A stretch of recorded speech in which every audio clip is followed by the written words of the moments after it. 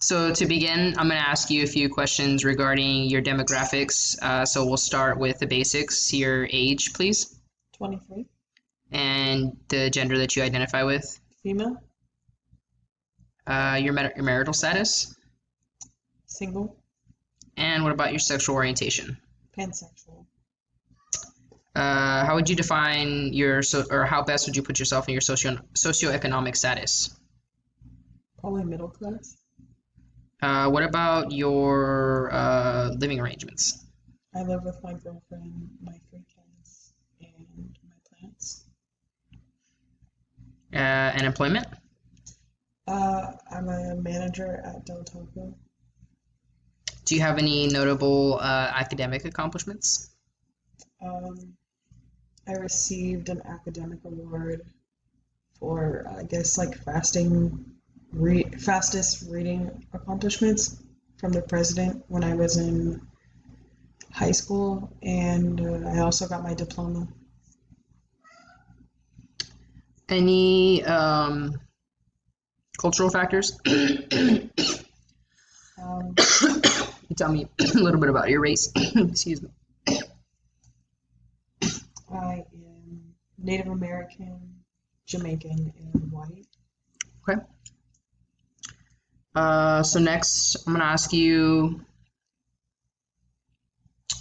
your reason for coming to me. What's going on?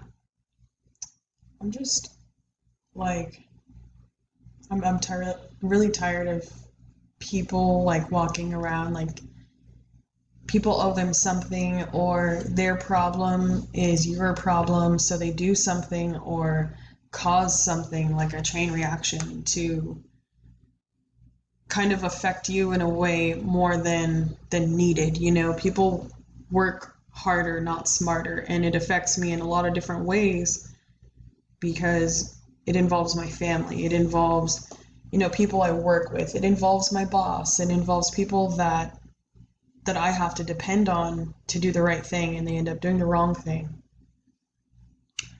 Do you see this? What's the frequency of this problem that this occurs? Like every day. I get it at work.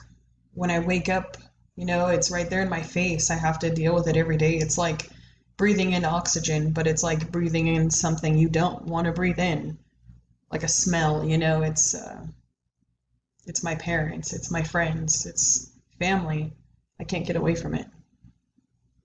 When you think about this issue, what symptoms do you relate to it? Like what type of emotions come about with this issue? What correlates with that? Well, initially I get like panicked, full of anxiety.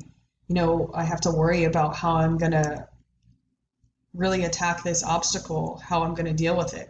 Am I gonna be nice? Am I not gonna be nice? Am I gonna reserve the right to say what I need to say?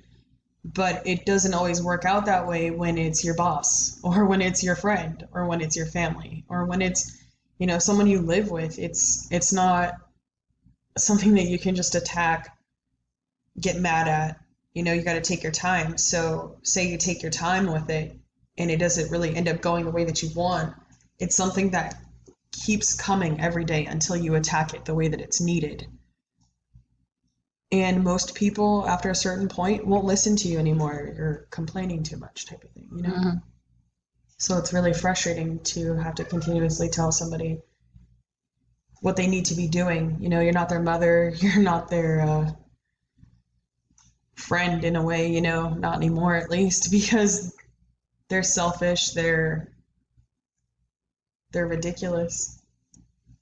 Do you have any, when you think about this issue, are there any risk factors that are associated with that? Any type of severe emotions, something of the sorts that you can think of? Yeah, I feel like I could get really angry to a certain extent. Like somebody cuts me off on the freeway, I could get really upset and, like, oh my gosh, you're going to hit my car and swerve the other way and, cause a huge car accident and die. Or it could be something as simple as, me letting my mother know, Mom, I'm a pansexual and that's the way that I want to live my life. Please don't pervert it with your mind and say, like, oh, you're doing all this disgusting stuff with other women and other men. Are you being safe? Are you using, safe sex? And it's like, it's none of your business if I was or if I wasn't, like, I could not have sex at all. I could be celibate, you know, and she's still asking me these questions, and I just fly off the handle and tell her what she needs to hear.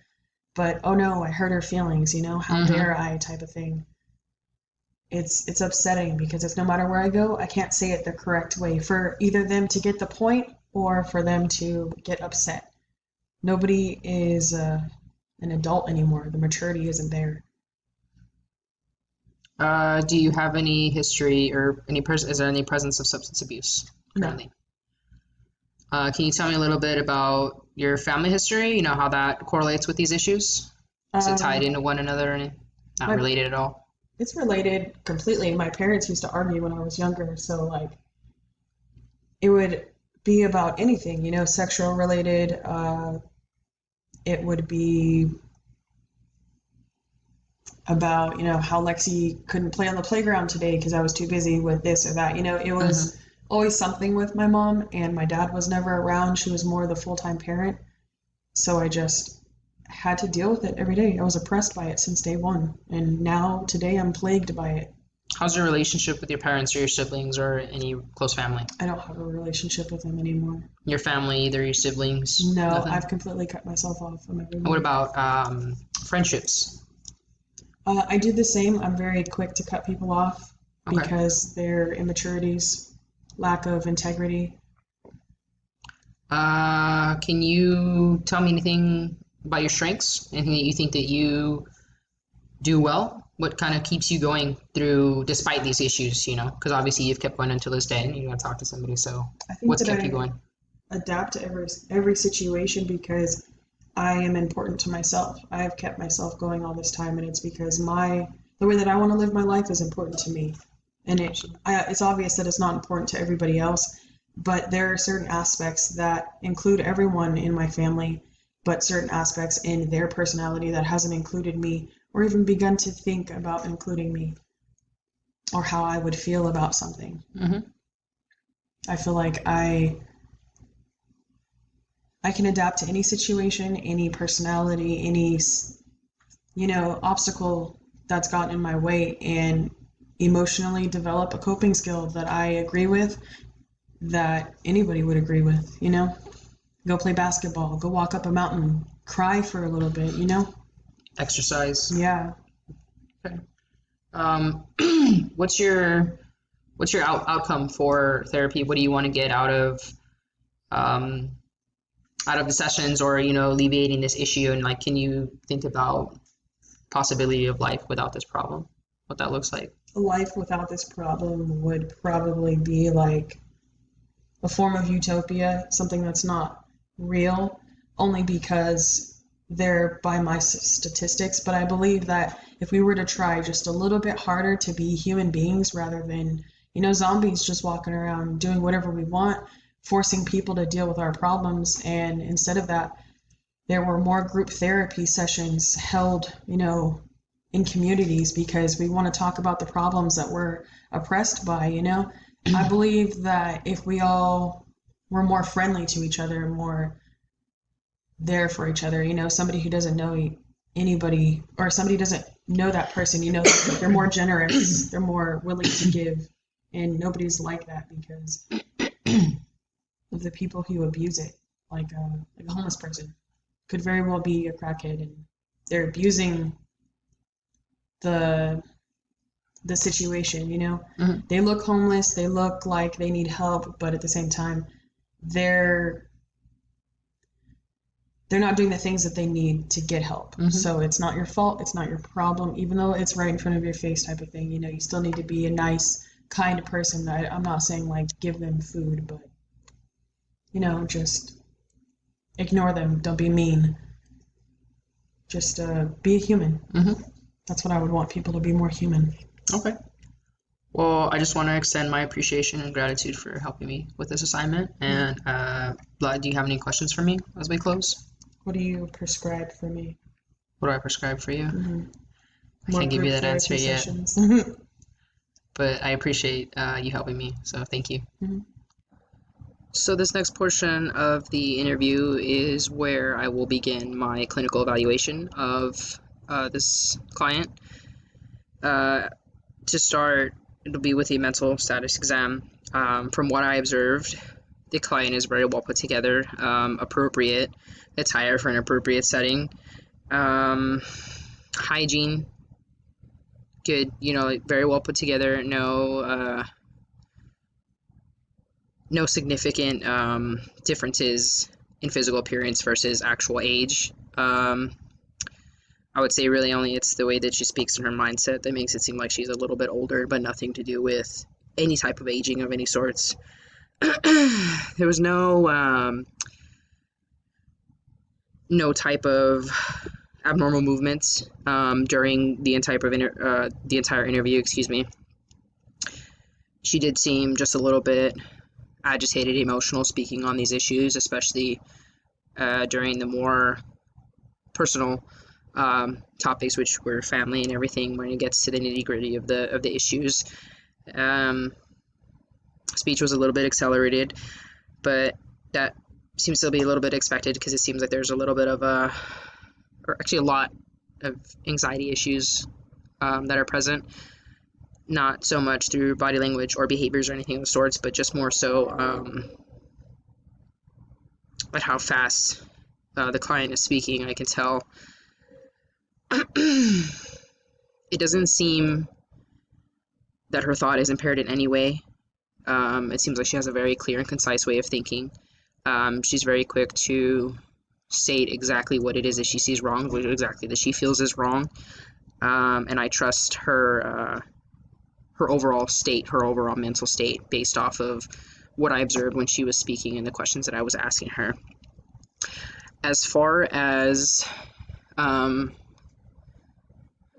potential diagnosis, this female, she's 23 years old, identifies as pansexual, no relationship with her family, biological parents especially, seems very little friends, and it just seems because the trend of her frustrations is just what she sees in people, or how they can continuously better themselves. Her eyes seem to choose not to, seem to take a different route, lazier way out. Seems like the client carries a lot of generalized anxiety, so my diagnosis would be most consistent with that, which would be generalized anxiety disorder. It seems that she can't escape it in any way. As soon as she wakes up, it's there. It's a reminder. Seems to be something that happens at every turn. So based off of the descriptions that I get and the way that she speaks about, very quick and short, and as soon as she asks her, she knows exactly what she's going to say. She knows exactly what her issues are. So, which again is why I say that she's got clear mental state. She knows exactly what's going on. It's just so much for her type of personality that she doesn't know how to cope with it. I would think that this type of client would benefit from a group setting, possibly, just because it seems like it's just more general things that this person's looking for somebody to relate to them, and because it's a lot, it's so prevalent around her, I think that she would take comfort in finding people that can agree with her and think a lot like she does. That seems to be what the trend is in this issue. I don't think that there are any underlying mental illnesses, mental disorders of any sort, other than the generalized anxiety, because of these issues that are clearly present. But other than that, again, the client seems very well put together, very in the now, very knowing, very aware of everything. It's just she seems to struggle with the aftermath of these things. So the possible diagnosis that I could give, the best possible, would be generalized anxiety disorder. Nothing, and I would not recommend medication at this time.